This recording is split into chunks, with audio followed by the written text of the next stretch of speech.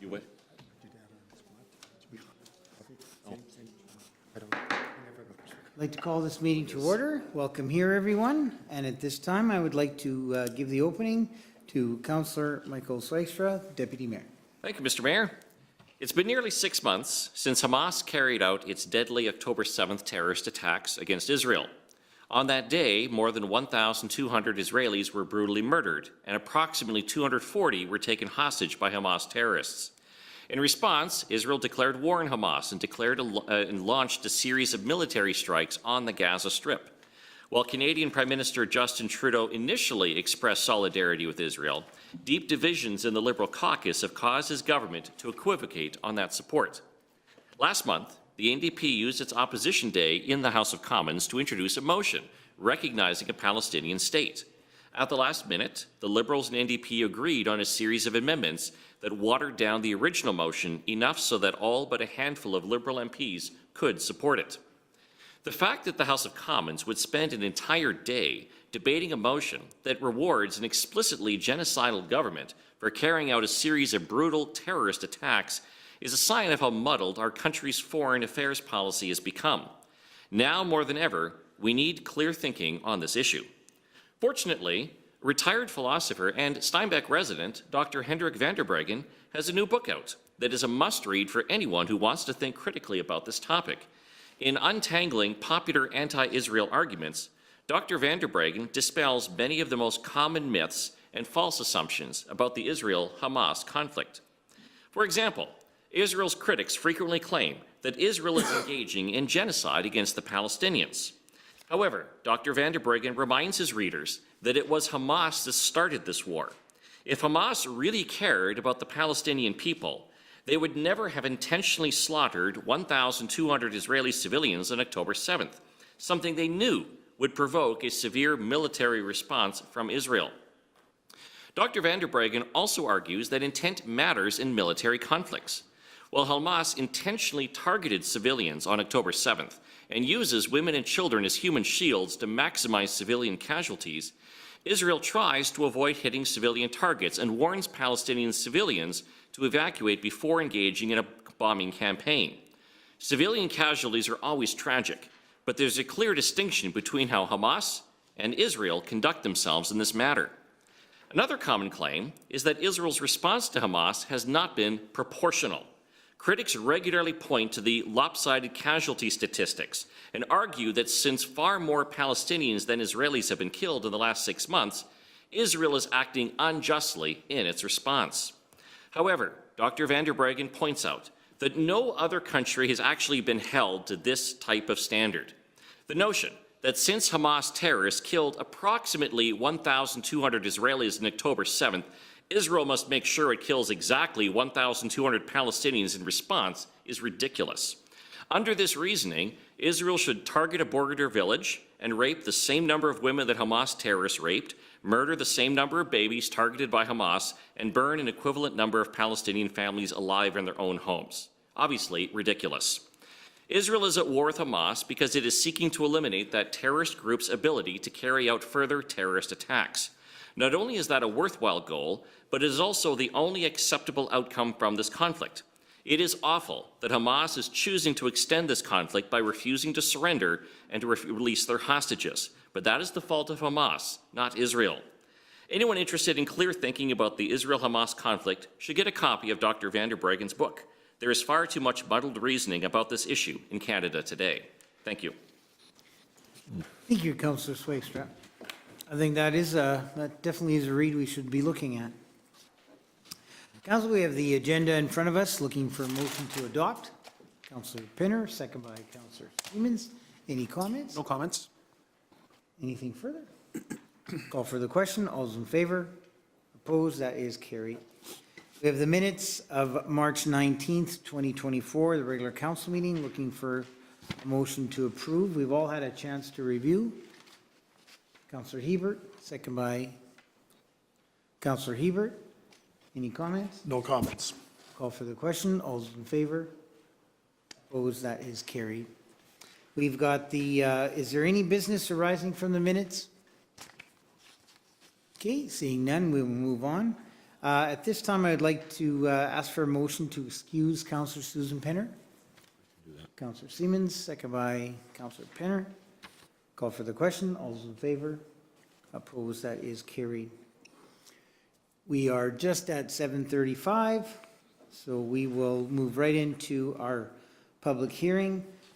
This is our, we will start with our 2024 financial plan.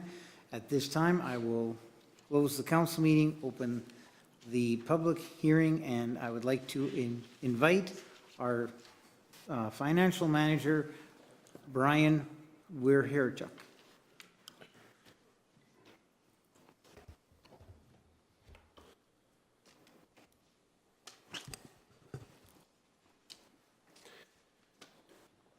Thank you, Mr. Mayor, members of council. I am pleased to be presenting the city's 2024 financial plan to highlight some of the main items that are planned for the year. The annual budget cycle is almost a continuous process. For the 2024 budget year, it started early in 2023. Throughout the process, input is provided by staff, management, and council. The financial plan being presented today is based on the recommendations of council provided at their final review in November. Some of the highlights for 2024 include a municipal mill rate of 14.4 mils, which is an increase of just over 5% from 2023. Utility rates will increase by an average of 4%, while residential garbage collection rates will increase by 2.6%. Fees for permits are up 5%, and land use application fees will increase by 2.5%.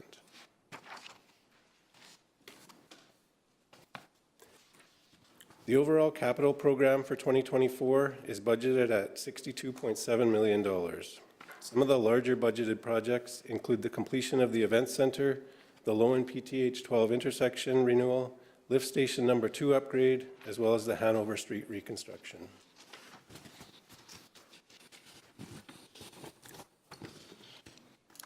Overall, projected revenues for 2024 are just under $38.5 million.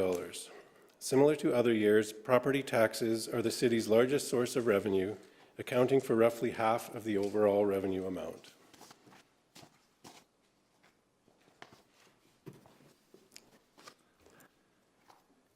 For 2024, there was a property value growth of 4.4%. Commercial properties make up about 25% of the total property values in the city. And with the provincial portioning system, a lower portion of residential property values are subject to property tax than commercial property values.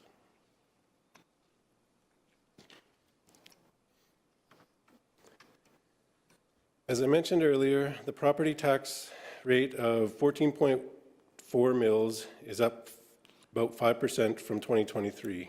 Just note on the slides that you were in your package, I think the property tax rate on that first bullet point says 14.1. That was an error. It should be 14.4. Roughly half of the municipal revenues are from property taxes. 19.8 million is to be raised by property taxes in 2024, with 18.7 million of this via mill rate. The city is also required to collect the education and school taxes on behalf of the province and Hanover School Division. As in previous years, this is projected to make up roughly half of the total tax revenue collected by the city.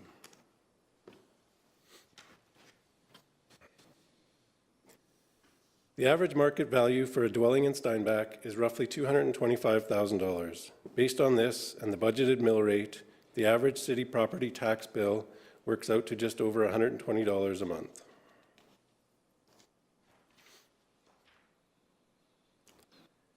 In addition to regular property taxes, supplementary property taxes are levied on new construction or where there was an addition or improvement to increase the value of the property.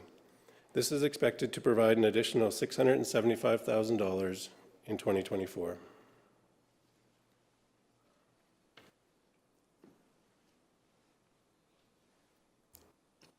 Federal and provincial operating grants have also been a consistent source of revenue for the city. The provincial per capita tax sharing grant is expected to provide $4.6 million in 2024, while the federal gas tax grant will provide just over $890,000.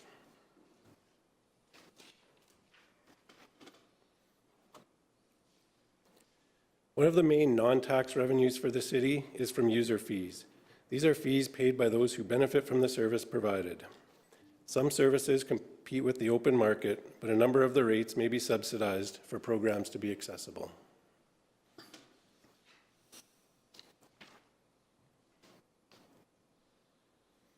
Development in Steinbach stayed strong in 2023 with over $200 million in total permit values. This activity is expected to continue into 2024 and beyond.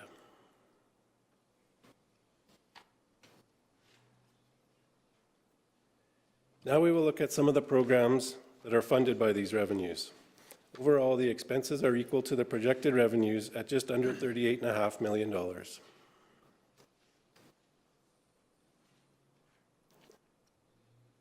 Some 2024 programs include waste reduction and recycling at just over $1 million, support for the Epp Public Library at $453,000, the beautification program $267,000, and various other programs as listed.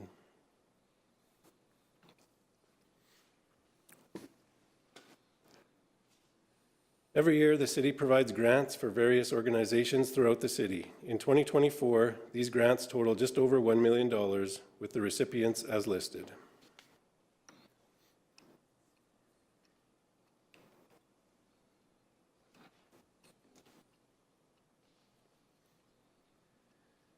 One of the largest city expenses is that of our employees.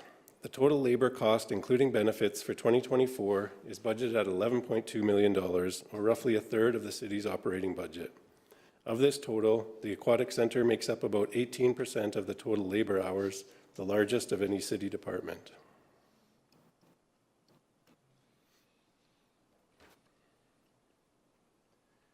Protective services includes 18 RCMP officers, 46 firefighters, and 8 trucks, as well as a community services officer to enforce city bylaws.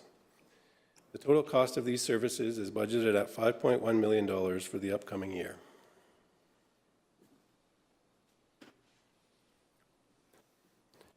The city currently has over 144 kilometers of road surface. The maintenance for this infrastructure can depend fairly significantly on the weather in any given year, and for 2024 is expected to cost $2.9 million.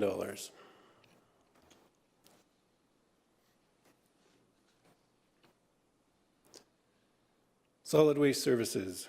We provide both curbside and on-demand pickup services to both residential and commercial properties. The cost of providing these services is expected to reach $3.2 million for the upcoming year, which is funded by user fees.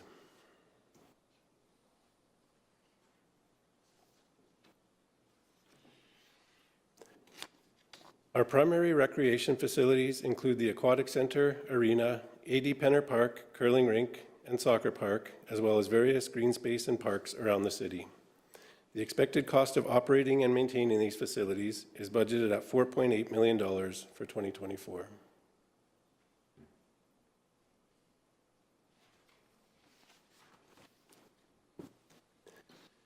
Both the number of customers serviced by the water and wastewater utility and the length of the underground infrastructure network continue to grow. The expected cost to maintain this infrastructure and provide the utility services is expected to be $4.5 million in 2024.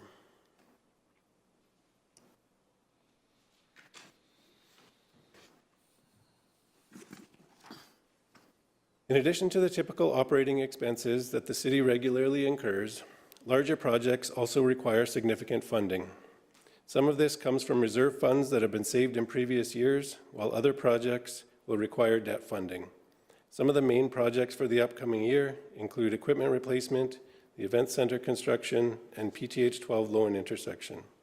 The total capital program for the year is expected to be just under $63 million.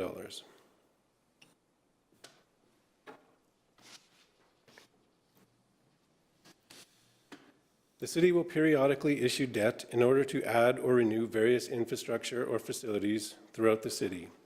Each loan will fund a specific project. In 2024, 2 projects have a debt component, the Event Center construction and the Lowen Boulevard PTH 12 intersection. This is expected to create $16 million of new debt, while $1.5 million of previously issued debt will be paid off. The city continues to use a 5-year amortization term for all of its debt, allowing us to borrow at lower interest rates than if a longer term was used. Our average interest rate for 2024 is just under 4.2%, while the debt balance at the end of the year is expected to be $19.5 million.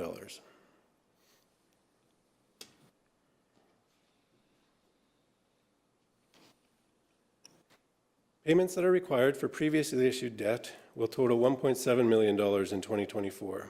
Of this amount, $209,000 is interest. Funding for these debt payments is raised through property taxation, and for 2024, 1.27 mils will be required to raise the necessary funds. This equates to just under 9% of the total city tax rate.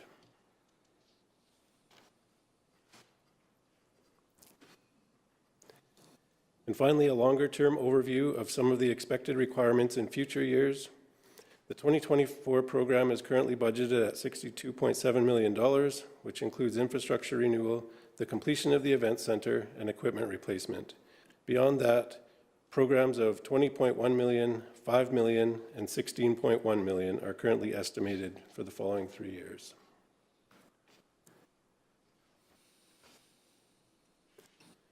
That concludes the presentation of the 2024 financial plan. Thank you, members of council. If there are any questions, I can answer them now. Well, thank you, Brian, very much. Great presentation, and also we thank you for all the work you do on this. I know you're at every meeting we're at, and as we're telling you what we want to get done, and then you go back and you continually do that and work that into our budgets. And we thank you for what you do for our city. Council, at this time, are there any questions for Brian? Okay, seeing none. Thank you very much. Thank you. Is there anyone here with comments, questions, or objections to this file, to the financial plan? Okay, I'll ask one more time. Is there anyone here with comments, questions, or objections to this financial plan? Okay, I will now close the public hearing, open the council meeting. Council, what we're going to do today is we're going to be, by resolution, we will be approving the financial plan and the capital plan in principle, and then the, I guess the municipal levies will come later, right? So, Council, how would you like to proceed? Councillor Zwaagstra? Thank you, Mr. Mayor. I'll make a motion to approve the financial plan. Okay. And it'll be one combined. Right, yeah, and the capital plan. Capital plan. Yeah, both together. And second by Councillor Hebert. Go ahead, Councillor. Thank you, Mr. Mayor. Well, every year we go through the budget process, and that involves a lot of discussions and hard work by our staff. And I will say that in the years that I've been on council, I think this was our toughest budget. And the reason why it's so difficult is because we've been dealing with inflation, particularly in regards to construction costs. And I know that the city, we had released some information back in the fall, giving some examples of projects where the amounts that it cost for some of our underground renewal, it was just coming in well above our projected costs. This is not unique to us. We're seeing this across the country. I think pretty much every municipality you're seeing some form of increase. And as a council, we're not willing to sacrifice the quality of the services that people get. We're not willing to sacrifice in regards to our infrastructure program. And we are obviously moving ahead with the projects that we have. So what this leads us to is that there is an increase of 5.1%. It increases to 14.4 mils. And again, that increase is mainly because of the increased is mainly caused by inflation. And so we have a lot of projects that are happening this year in regards to infrastructure renewal. As was mentioned, the lift station, the upgrades along Hanover Street, the Highway 12 and Lowland Boulevard intersection, which we're doing in partnership with the province. And then, of course, our event center is moving ahead, and obviously the cost in that has been quite significant. Interest rates are also higher on our loans, and so 4.18% average is still good when you look over the long term historically, but it's not the 2% that we've been used to getting for quite some time. And so when you're paying more interest on our debt, that also has an impact on our bottom line. And I should note that we are still sticking to our 5-year debt policy.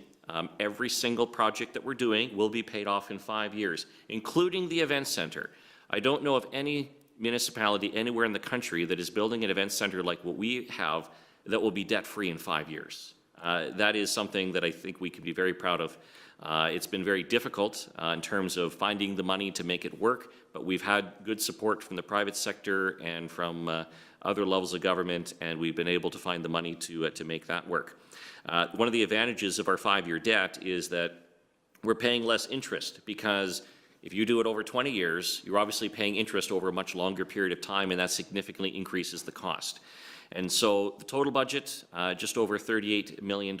Again, we're sticking to our priorities. We haven't changed in that regard. We're still prioritizing our infrastructure. We're still prioritizing our recreation renewal. We're still funding the same number of RCMP officers, 18 officers. We're paying that. We're still making sure that our fire department is well funded and that they have good equipment and that we have an adequate number of firefighters. So we are continuing to provide the excellent services that people have become accustomed to. And the only way to be able to continue doing all that is to go with this budget, which does mean that this year that there is this increase. Thank you. Thank you very much. Anything further? Thank you, Mr. Mayor. I'd like to say that I agree with Councillor Zwaagstra as he's outlined what this difficult budget has been about. And having said that, I'd like to thank Brian and his staff and the city CEO for this in-depth financial report, plan, budget, whatever you want to call it. It's well laid out. It's very understandable, and really appreciate the way they've done their work. Thank you. Thank you. Anything further, Councillor? Councillor Seine. Well, I don't know how much I can add to Councillor Zwaagstra, but maybe echo a few things. I think, too, this is a budget that is one of our toughest that we've had. One of the things that in the past we had a little bit of wiggle room, if that's the right word, is our supplementary property taxes, where those were added taxes on new properties, and that would be found money. And in order to hold taxes in past years, we've also started to budget for those supplementary property taxes. So that has also now, we don't know what those supplementary taxes are till the end of the year. But as we go, we can't use too much of them, but we have been digging into those as well. We've also raised our user fees for water, for sewer, for different events. So while some of those rates are subsidized, it also is pay for service. And so that's worked as well as our provincial and federal granting. We've got commitments that's going to go up, but we don't have those numbers necessarily either yet, so we can't budget for that. When we did the annexation 8 years ago, we added many kilometers of roads, 144 kilometers of roads today that our transportation services are taken care of. We're also adding water and sewer, and one of the key things this council has always done is focused on infrastructure renewal. And we have a lot fewer issues in our community with our infrastructure than many other communities have. And we continue to do a lot of work. Our engineering department has been very good in providing us a lot of good information on how to year over year budget and rebuild and replace our infrastructure. One of the things we didn't want to do either when we focused on the event center, we didn't want to cut back on our infrastructure renewal. That happened when the indoor pool was built. It was restricted for 5 years, and we also didn't want to do that. In order to keep up with our infrastructure renewal, we need to increase our tax base. As well with our police and fire services, especially our police, when we were under 15,000 people in population, then the federal government paid 25% of our cost of RCMP officers. Now we are at 95% of cost. So that was a huge influx of dollars plus. So that has been part of it as well. And we always look to recreation services. Recreation services provide our quality of life in our community. We need more active transportation routes. We need more green space. We need more opportunities for people to get out and enjoy our community. And so it is, in our term, I don't think we've ever raised our budget by 5.1%. So I think this is a good budget. We have held back. We've taken some of our projects and we have spread them into upcoming years, our renewal projects. So I think, but I still think this is a good budget. I think it's one that we can stand behind because there will be a lot of work continued to be done in Steinbach, but also it is work that is essentially needed for our long-term health. Thank you. Councillor Hebert. Thank you, Mr. Mayor. A lot has been said, and I agree with all of it. Good planning has gone into all of this, and with the rec center being the biggest project, one of the things that the city has done for over the last number of years is they've purchased land ahead of time. They put money into reserves. We had the rec reserve, which really helped us. So a lot of good planning, and I'm excited about the budget. Thank you. Anything further? Thank you, Mr. Mayor. Yeah, I stand by everything else that Councillor has said in agreement, but it's important to remember that as municipally elected officials, we're dealing with a budget where there isn't a lot of discretionary spending. You know, I don't hear residents saying that they want dirtier water or their toilets not to flush, that they want the roads to fall apart, that they don't want the garbage collected. You know, police and fire services, these are essential items on our budget line that is not discretionary, and we can't move on that. Then when you go and you look at our budget, and we're adding 16.5 million in this budget year to infrastructure renewal, which is incredibly important. The city of Steinbach, we talk about the growth of the city, but it's also important to remember that it's an old city. And there is infrastructure that constantly is needing to be renewed. And we need to stay on top of that, because with kicking the can down the road, you create bigger problems later and more expensive problems later. And then you're looking at where do you find the shortfall? And I think that's one thing that we on the council here pride ourselves is sticking to the 5-year amortization, and we don't want to have to start deviating from that. So sometimes that will mean the hard decisions of temporary increases to then find the benefit later and continued through the life of the city. So this is a budget that it's a hard pill to swallow to have to look at an increase, but it is a necessary one in my opinion. Thank you. Well, Council, it is hard to add to anything that has been said, because I do agree with it as well. And you know what? We're all in the room. When we're giving up our days, we're giving up our weekends, and our staff are doing the same. And on top of that, the staff have to put up with us and are arguing backwards and forwards, right? But Council, this is a good budget because we've all had input. We've all said what is important to us, and we've all put that into our budget. And some things that have been important to us, we've had to pull out and put into a next year's budget or the year after, because it just can't all get done with one budget. When you look at a $62.7 million capital budget between borrowing, between reserves, between our general income, that is really aggressive.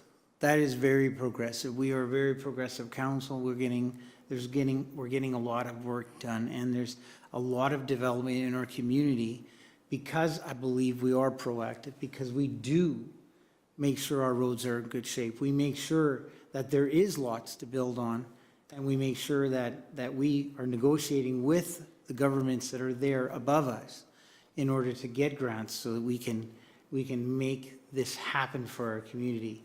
Even though in areas where it's not our jurisdiction, but we work and advocate in healthcare so that we can have good healthcare for our people. So, because we know that will just grow our community and bring more people to it. It's very exciting to see a budget like this. I would agree with Councillor Siemens. I don't think I can't remember a time that we've actually intentionally grew the budget, like that we had an increase of 5%. But given the fact what we're facing with inflation, the fact that what we're facing that with the renewal that has to happen, I think that it's appropriate for this time. And I'm looking forward to this budget. I'm looking forward to these projects getting finished. And council, I want to thank staff, and I want to thank council for what you've done. This budget doesn't just happen, it's because there's many people that are working on this budget, and many people are putting in their ideas and their desires and their wants and what they love about our community. And sometimes we have to put things on hold too. But I think this is a balanced budget, and I think that this budget will suit us well in 2024. Thank you. Call for the question. All those in favor? Opposed? That is carried.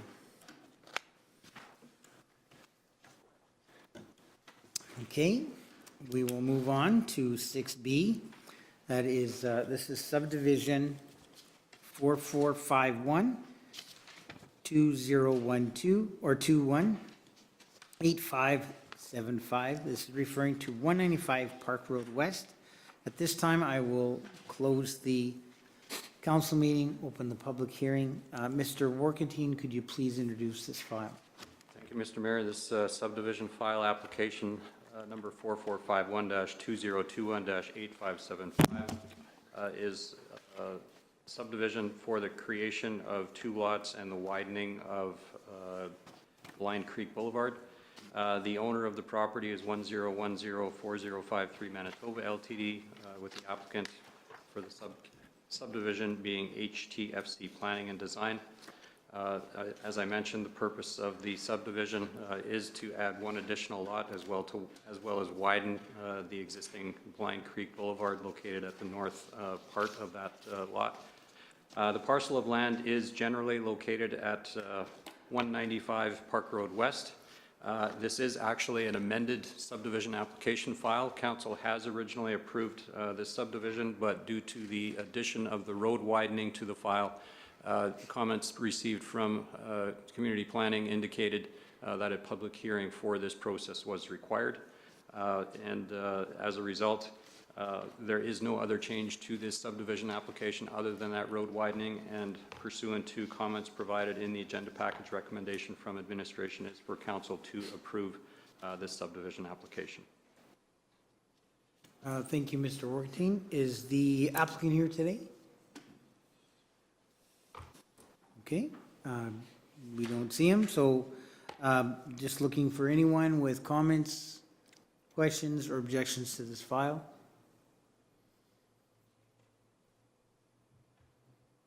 Okay, seeing none, I will ask one more time. Is there anyone here with comments, questions, or objections to this file? Okay, seeing none, I will close the public hearing, open the council meeting. Council, how would you like to proceed? Councillor Hebert, Motion to approve. second by Councillor Hebert. Go ahead. Yeah, thank you, Mr. Mayor. What we have here is an application as indicated to amend the previous subdivision. It's a brand-new subdivision, and the area in question is the northeast corner of that subdivision, and I didn't expect anybody here to be here today to object to this, as it's new and there's nobody in the area. And if we're going to change something, this would be the time to change it. And what they're asking for, what the applicant's asking for, is the creation of an additional lot, or subdividing a lot, and as well as widening the Blind Creek Boulevard and creating a turning circle at the end. So if we're going to make any changes to any subdivision, I think this is appropriate that the applicant is applying for it at the start of the subdivision. Thank you. Anything further? Thank you, Mr. Mayor. I totally agree with this. It's a good plan because the road isn't running right through back to the number 12 highway, so a turning circle makes sense. And this is a good subdivision. I think this will work out well. Okay, thank you. Anything further of council? Anything closing? No, thank you. Council, yes, sometimes as these developments go forward, or changes that are needed, they come back to us and we make those changes. In this case, the biggest changes that are happening here, as was stated, was a turnaround and the widening of a road. I think that looks good. There's been no objections, so call for the question. All's in favor? Opposed? That is carried. Okay, thank you. We move on to 7A. This is our delegation. We're a little bit late, it's 8:05, but it's Staff Sergeant Guy Landreville will be coming and presenting to us the annual update and the policing priorities. Good evening. How are you today? We are fine, or I am fine. How are you? Good, thank you. Okay. So I'm just going to present some stats to everyone here. I have two of them. I had the usual, the fourth quarter ones for, that is really not really any different than the year end. If I could start with the year end, I think the ones that's presently that you have in front of you now. And just talk a little bit about what we've been facing over the last year. To begin with, traffic accidents are on the rise, where they have gone up from 02 or 22 to 23. Not significantly, I might add, but normally what we're seeing if the speeding on number 2 has increased, and normally we'll see if the traffic offenses are on the rise, and normally accidents will go the other way. Right now, the traffic offenses as a whole are down. We're trying to rectify that with we have the newly created traffic position, not new as far as time, but I have a new officer that's dedicated to that position right now, and so far he's doing tremendous work. And we're trying to improve on that. We're trying to do a little bit more traffic-orientated work, and we can elaborate on that if you wish in a little bit. And but for now, it's a work in progress, and we hope to be able to do more on the traffic side than we have in the past. Our impaired numbers are up. The provincial statutes are down, but that number 4 is mostly due to a lot of leftover COVID investigation that are now starting to go by the wayside, so that's why that number's on the negative side. Other criminal code up a little bit, 36. Frauds are up as well. Drug enforcement was up a little bit. The good news is crime against persons, the sexual assaults are down, and the assaults are up, but only maybe by 11, which is same as harassment and threats, which is not really that significant over the course of the year. What gets significant is, let me see here, 11 is not bad, at 28, that's getting a little bit higher than it was. The theft overs, the robberies are at 0, so that there's no increase. That's really good news. Theft of vehicles is actually down, so that's excellent news. The break and enters is what is significant, and mischiefs as well. Approaches to these type of crimes in the past was, we'll arrest the culprits, put them in jail, and that'll take care of the problem. What we're seeing now is a lot of revolving door jail policies where a lot of the culprits are not really dealt with as far as being incarcerated for any amount of time, and it causes us further problems when they're just released as quickly as they're put in, and we have recent examples of that. Most of what we're seeing are the break and enters, maybe not the mischiefs, but most of what we're seeing with break and enters and some of the thefts are addiction driven. So the people that are committing them are, for the most part, the same people are doing the same ones over and over again. They're addicted to methamphetamine and other substances, and in order to continue taking meth and continue with that lifestyle, they need money for the most part.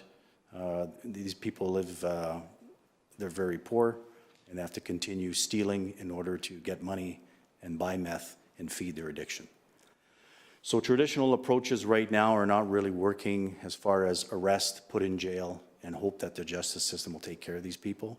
This is why Heidi is with me today from Headway, and she'll just give you guys a little bit of an approach, or she'll talk a little bit about what they do. And in a nutshell, we're trying to help these people with their addictions and get them all the resources and the help that they need in order for them to come clean and to be, members of society that can hopefully, get some employment and work and stop doing what they're doing is what we're trying to do. So we've had some success with it, and Heidi can talk to you a little bit about that a little bit later, a little more in detail. Okay. But there are success stories. And again, it's difficult to measure because it's saying, well, if the B&Es are up 15% and we've helped 4 people, does that take care of the 15%? So it's hard to actually put numbers to it. What the best I can do is address the success stories that we have. And right now, it's pretty much, we're not going to put all our eggs in the same basket, but if we have a dozen, we'll probably put 10 in that Headway basket right now. Because like I said, traditional ways of doing things in the old days is basically not working. And like I said before, to repeat myself, it's the same people doing the same crimes over for the same reason. They're addicted, they want more methamphetamine or other drugs that they're taking, they don't have the means to support their addiction, so they go and commit crime. Thank you very much for your presentation. And before Heidi comes on, I'm just wondering if I could just ask you one question about the speeding. Because the speeding did jump drastically from 2022 to 2023. Yes. And now, would you relate that exactly to the dedicated traffic officer that we had? Yes. Okay, And I will guarantee you that when you see the 2024 in comparison next year, that number will be even higher. Okay. So it's going to get even better. Okay, the member was doing a good job, and I praise him for that. And the member that I have now will do a great job. So just from what I'm seeing right now, it's an increase, and it's overdue because I see a lot of it myself if I'm driving my kids to school in the morning or going home. And like we were talking before, with stop signs, for example, and the speeding that we see, the racing, which has calmed down quite a bit. But we continuously see that. And with that comes visibility as far as people wanting to see us as well.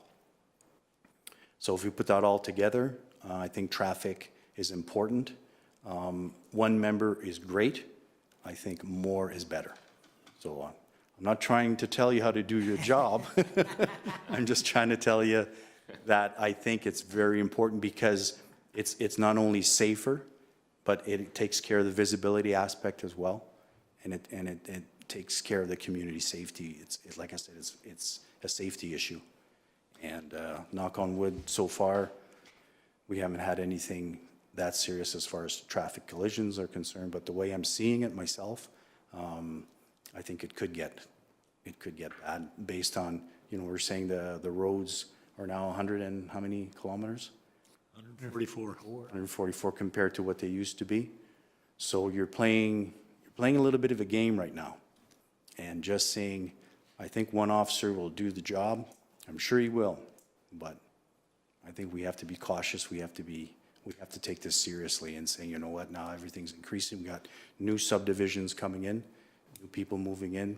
We got a big event center getting built. More traffic, more traffic. we still have the traffic division that's from the province that works out of the detachment. Right, Correct? right.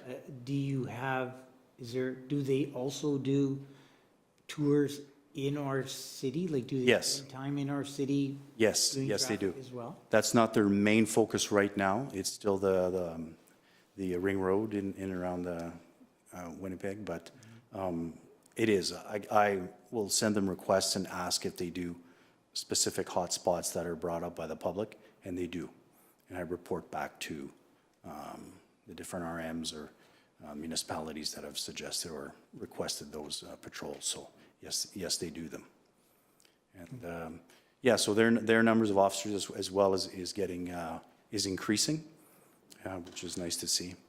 Well, I want to give your team a pat on the back, especially the traffic officer, because being a business on Main Street, I've seen a huge reduction in the racing and the revving of cars and just the noise Yep. that Main Street has brought, that those hot rods or tuners or whatever, what the guys that were coming to race, whoever they were, and the noise they were making, I've seen a vast reduction in that.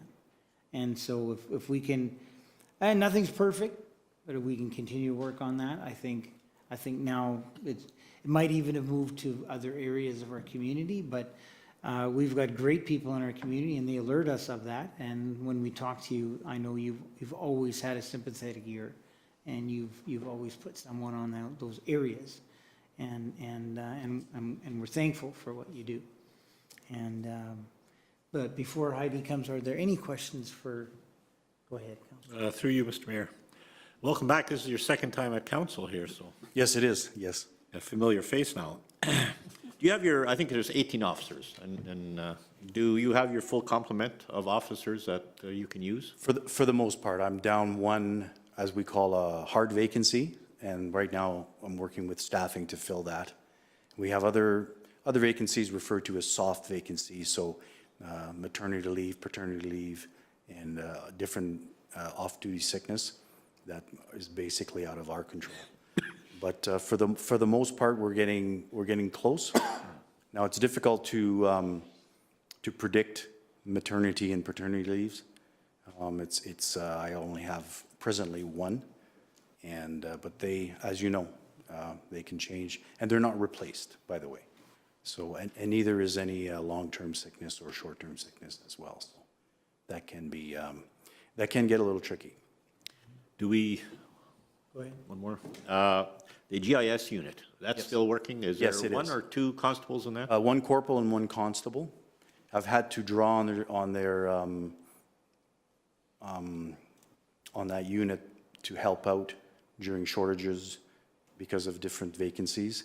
But for the most part, they've been busy. We've done quite a few search warrants that I've participated in as well, and taken down last time a few pounds of methamphetamine along with a couple of traffickers.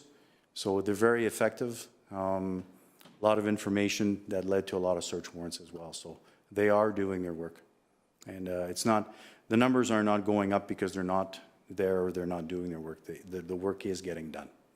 But as you must understand that this drug, the methamphetamine drug, is extremely addictive and extremely cheap, so that a lot more people can partake. Compared to cocaine in the 70s, which was a rich man's drug, and today with the methamphetamine, you can $10 or $15 and you can be high for 3 days. So it's and there's lots of it, and there's lots of it here. Yeah. Thank you. Thank you. Anything further? Go ahead.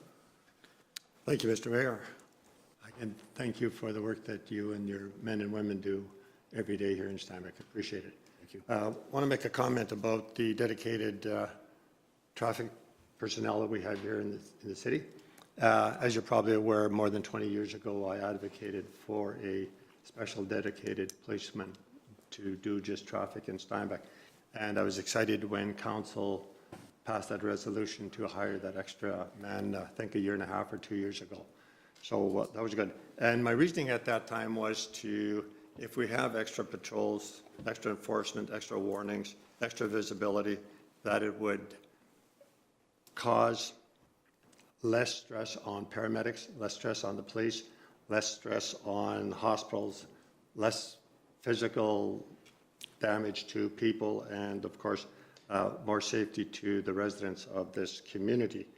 And so when I saw the accident statistic that had gone up, and I'm not blaming anybody I was kind of surprised to see that with the enforcement that we've had and that you've told us here today, that the accidents have gone up. And so I don't know what the rationale would be, what the reasoning would be behind it. It just happened. You know, Right. stuff does happen, so I say that. But and when you're talking about a second person on traffic, my views all the time, or my goal for us, for a dedicated traffic person, was that MPI would eventually pay for that person. So hopefully we can get the accident down and get MPI to sponsor that second person. Yes, that's an excellent, excellent point. And when you talk about the revolving door, the rotating door, I fully agree with you. And I think lately we had that guy from a Canada-wide warrant was released, and the next thing we find out he commits a murder. So, but that is the legislation that you have to work under. So I appreciate the work you do. Well, thank you. I'm always trying to work or think outside the box, come up with some solutions. That's why Heidi and Brenda, I'm going to be working closely with them, because I think it's effective. We have success stories. We can get you some stats as well, and we can look at that. But overall, I think it's a great initiative, and I think it speaks for itself. Okay. You had a question, Councillor? Yeah, thank you, Mr. Mayor, and thank you for the work you're doing. And in terms of the dedicated traffic officer, obviously, as you've reported, it's making a difference, and we're certainly getting far fewer complaints about racing on Main Street. Are you finding that that as the enforcement has been largely successful in Main Street, that there are other areas where have become hot spots? And if you don't want to name the particular areas, that's fine, because you don't want to give away your strategy. But are you finding that some of that is shifting to other areas, or is it fairly random in terms of where that problem happens in other parts of the city? Yeah, I think it is random. Before it was a dedicated area, and I think we've stomped that one into the ground pretty good. And we haven't really seen any other areas. Like I said, it's here and there. We get the odd call, but it's not like saying, okay, we can't go in front of your shop anymore, so we're going to go somewhere else. So we haven't seen that. Not to say that it won't happen, but right now we haven't seen anything like that. Okay, good. Okay, thank you. Anything further of council? Thank you very much, Guy. Thank you for what you do in our community, and thank you for your openness and you're willing to work together in the RCMP Advisory Committee to make Steinbach a safer community. Thank you. Thank you very much. You are a pleasure to work with, and we're thankful that we have you. Thank you. Thank you so much. Thank you. We wanted to talk about the priorities as well, or? We can go over that, then when you're completely done with Heidi and that, then. Okay. Then we will make a resolution to approve them. But Okay. we can totally go over them. Let's go over them. Oh, okay, good. So yeah, as on my annual performance plan, I've got basically the 5 priority objectives that we're working on. The first one is obviously communication, talking about visibility of the police. Crime reduction, number 2, organized crime. That's where my GIS guys kick in. We're also trying to reduce crime, property crimes, vandalism, and that's, Heidi will talk a little bit more about that. And the crime reduction for traffic as well, we've spoken about that. And the last one is a respectful workplace, so I think that just goes without saying. I think everywhere is pretty much the same, so we have a small strategy in-house for things like that, so. Great. Great. Well, thank you very much. Thank you. I'll bring Heidi up here to talk a little bit about her workshop and what she does.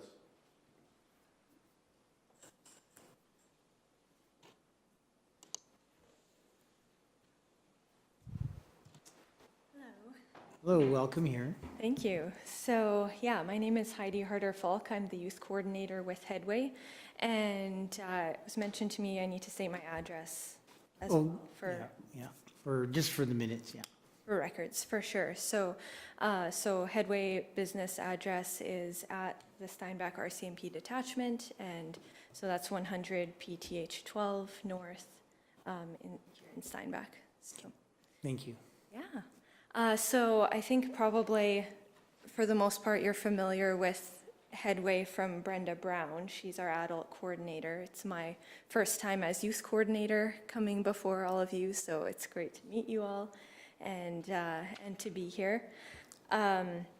So yeah, I've been the youth coordinator with Headway for a little over a year now, and so with that, I work with the youth ages around 12 to 19, and then Brenda with our Adult Restart program for justice-involved adults. That's anyone ages 18 and up.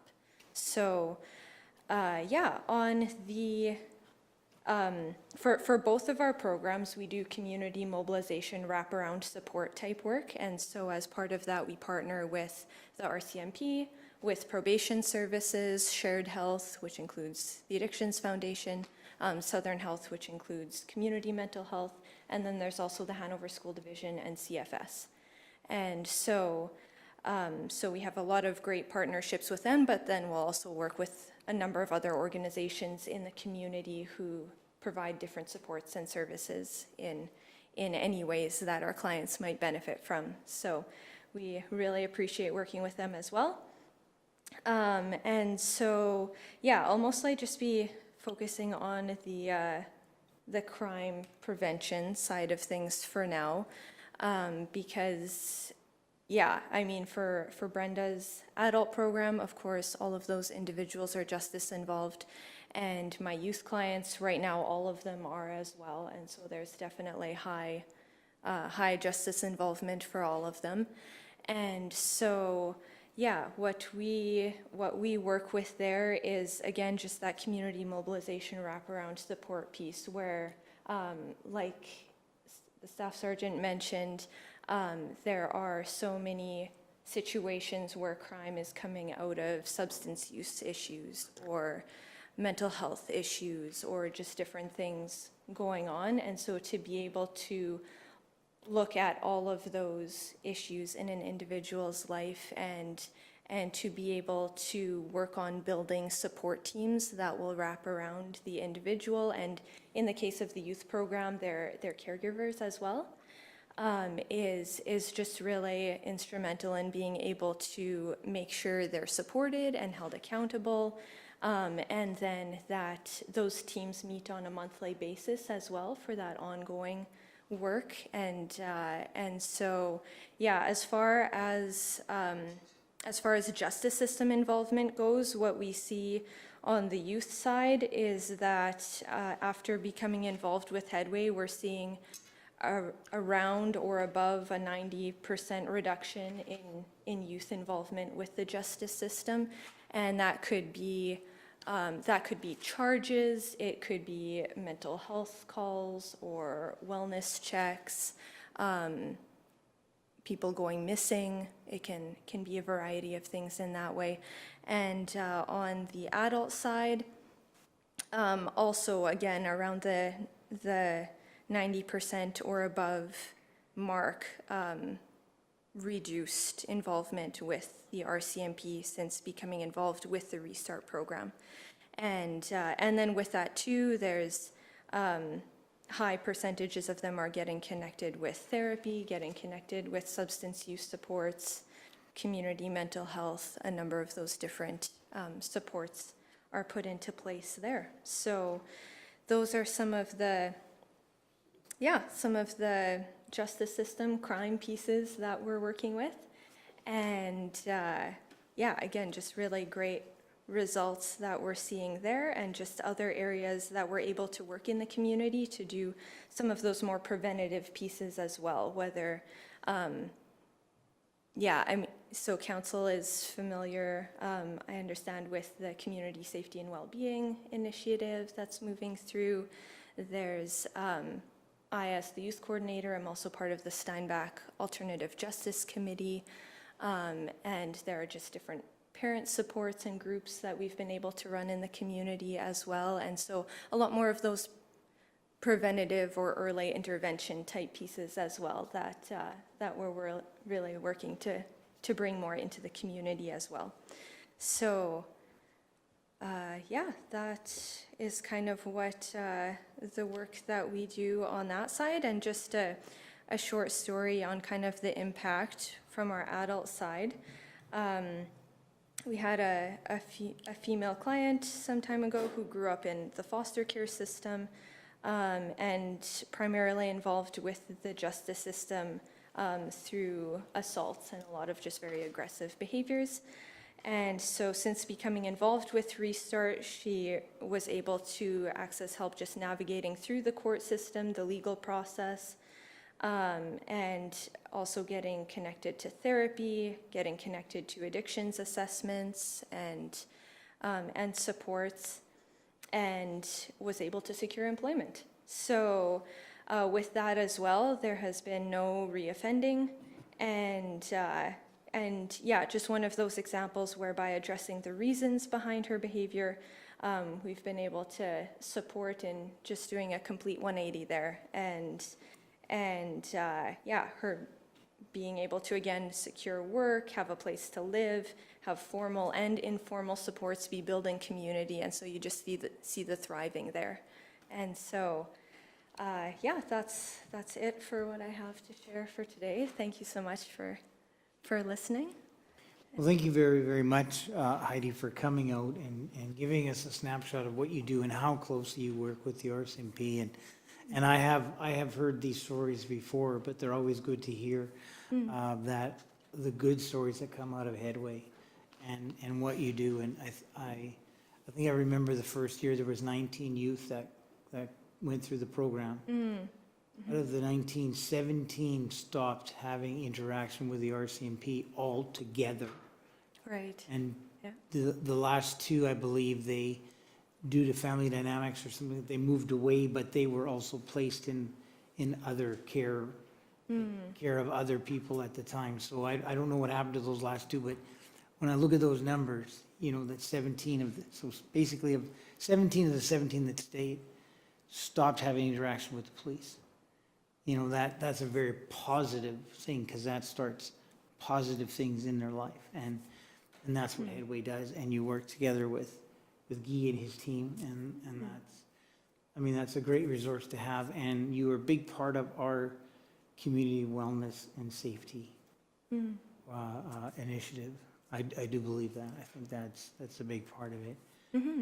Councillor, are there any questions for Heidi?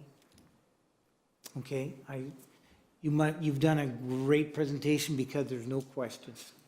Perfect. We know that you answered everything right from the start. So thank you very much for coming out, and we hope to see you again.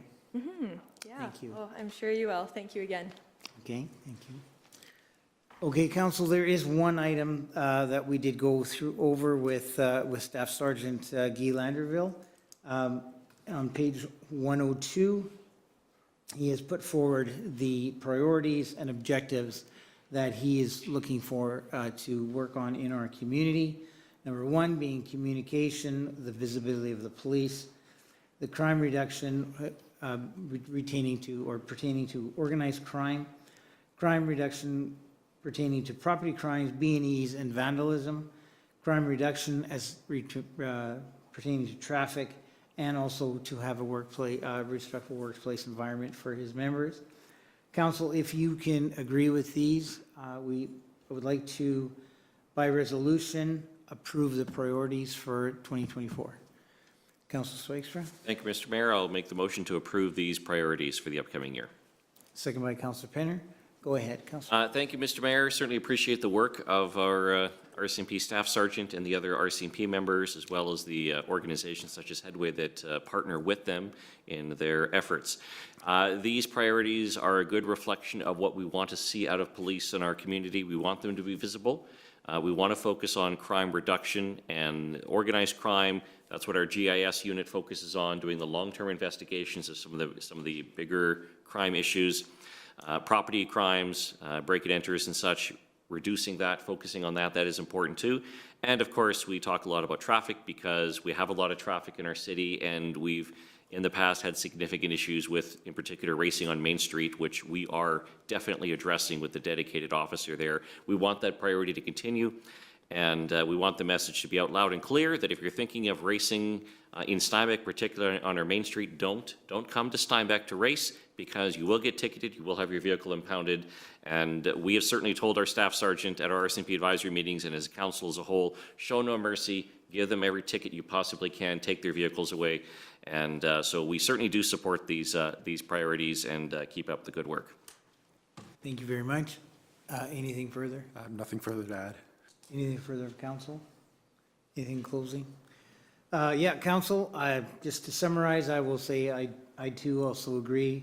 I think these fit with our priorities in our community as well. And these are things we want to see happen in our community of course, crime reduction, who doesn't want to see crime reducing? And I do believe we've got the right people on the job for that, and they're working hard for us. Call for the question. All's in favor? Opposed? Carried. Thank you very much. Okay, council, we will move on to 8A. This is reports and recommendations from our city manager. This is referring to landfill loader purchase. It starts on page 103. And Mr. Workatine, could you please introduce this file? Thank you, Mr. Mayor. This item is a package of information for council to be able to consider the purchase of a new John Deere 624 loader from Brandt Tractor Ltd. The previous loader that was in use by the city was damaged and written off by our insurer earlier this year.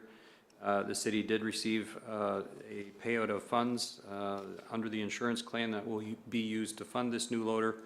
And the loader was publicly sourced through the city's purchasing group, Canoe service through AMM, with a price of $358,000 plus applicable taxes. And as this amount of the bid exceeds the limit of the city manager to approve financial purchases, this must be approved by council through resolution. Recommendation is for council to approve this purchase from Brandt Tractor for the 624 John Deere loader. Thank you, Mr. Workatine. Council, how would you like to proceed? Councillor Hebert? Motion to approve. Second by Councillor Hebert. Go ahead. Thank you, Mr. Mayor. It's unfortunate that we have to replace the equipment at the landfill site. As indicated, it's the 624 John Deere loader. Our city managers done due diligence, public sourced and quotes have been received, and the lowest price is indicated here. And if we want the landfill to continue working, we need equipment. So thank you and for the work that the administration has done to get the lowest price. Anything further, Councillor Hebert? No further comments. Anything further of council? Call for the question. All's in favor? That is carried. We've got 9A, administration, accounts payable, back of the book. We've all had a chance to review. Looking for a motion to approve. Councillor Penner, second by Councillor Stevens. Any comments? Pay the bills. Okay, call for the question. All's in favor? Opposed? That is carried. We have 9B. We have excavator licenses on page 110. We're looking for a motion to approve by resolution. Councillor Hebert, second by Councillor Siemens. No comments. Call for the question. All's in favor? Opposed? That is carried. We have 9C. This is a street renaming bylaw 2242. This is referring to Clearspring Drive to Blind Creek Boulevard. This will be third reading today, council. It starts on page 111 in our package. Mr. Workatine, could you please introduce this file? Thank you, Mr. Mayor. Bylaw 2242 is, as you mentioned, a proposed bylaw for the renaming of a street currently named Clearspring Drive, with the road to be renamed to Blind Creek Boulevard. This particular roadway is located just north of the Clearspring Mall in Steinbach. Recommendation is for this bylaw to be given third reading. Thank you, Mr. Workatine. Council, how would you like to proceed? Councillor Siemens, Motion to approve. second by Councillor Penner. Go ahead, Councillor. This is a housekeeping issue, just to keep the names and being consistent with the area as recommended. So I think this is a little bit of housekeeping that we need to do. Anything further? My only hope is that the drivers have better vision than the creek. If they don't, Guy will take care of them. Call for the question. All those in favor? Opposed? That is carried. Are there any questions of council today? Okay, seeing none, we'll move on. 11A, we've got correspondence from the Seine Roseau Watershed District. This is referring to the minutes of February 2024. Council, would you like to proceed? Take his information. Please. Okay. 11B, Epp Library. This is the minutes of December 20, 2023, January 24, 2024, and February 21, 2024. Council, would you like to proceed? We can take his information. Okay, thank you. And we've got the Minister of Municipality and Northern Relations. This is referring to our Mobility Disadvantaged Transportation Program. It's just announcement of some grant money that we will be receiving. Council, would you like to proceed? Take his information. Okay. And then we've got 9D, this Minister of Environment and Climate Change. This is Waste Reduction and Recycling Support Program. This is our rebate. So just another announcement of some funds coming our way. Council, would you like to proceed? Take his information amendment. Okay. And there's no other business. Looking for a motion to adjourn. Councillor Hebert, second by Councillor Penner. Call for the question. All those in favor? That is carried. Next regular council meeting is Tuesday,